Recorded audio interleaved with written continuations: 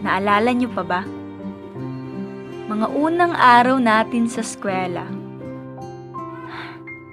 Usong-uso pa nga nun ng salitang hiya.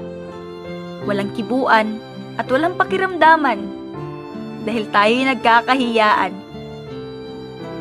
Naalala niyo pa ba kung paano natin nakilala ang isa't isa? Kung paano tayo pumunta sa harapan at pinakilala ang kanya-kanyang pangalan?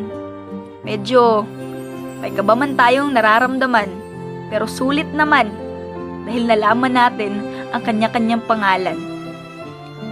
Habang lumilipas ang panahon, medyo nagbabago ng ating mga aksyon. Dating walang kibuan at puno ng hiyaan, medyo winawala na ng panahon. Hanggang, yun, dumating na sa puntong tayong lahat ay nagkakaisa na. Lahat tayo'y naging magkakaibigan na. At umabot din tayo sa punto na kanya-kanya na tayo ng grupo. Pero solid pa rin tayo. Yung mga kaklase nating iiyak na lang bigla dahil iniwan ng jowa. Kaklase nating sobrang sinner sa group chat. At syempre, hindi mawawala mga klase nating flat. Syempre may kaklase din tayong sobrang pabuhat. Yung tipong walang pakialam sa thesis, pero pag hindi niya nakita ang pangalan niya sa list, siya pa may ganang magalit. May hugotero at hugotera na akala mo talaga may mga jowa. Ay, kayo'y mamimiss ko. Minsan nga napapaisip ako na sana wala nang hangganan to. Na sana kung sino na yung nakasanayan mo, yun na ang makakasama mo. Pero hindi. Dahil sasampalin pa rin tayo ng tadhana na lahat ng taong dumating sa buhay natin talagang mawawala.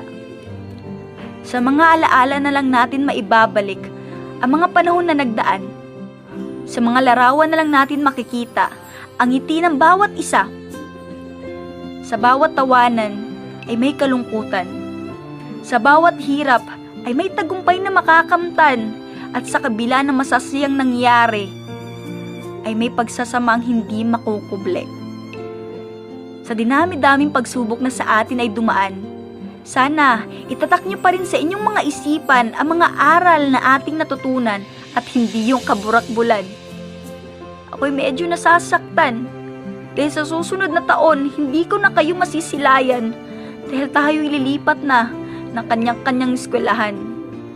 Huwag kayong malungkot, hindi pa naman ito ang tapos. Bubuo ulit tayo ng panibagong storya. At magsusulat tayo ng panibagong kabanata na may bagong paksa dahil ibang tao na ang ating nakasalamuha. Mga kaklase, wala sanang limutan. Sa 10 buwan na ating pagsasamahan, nabuo na ang napakagandang kasiyahan na hinding-hindi ko makakalimutan.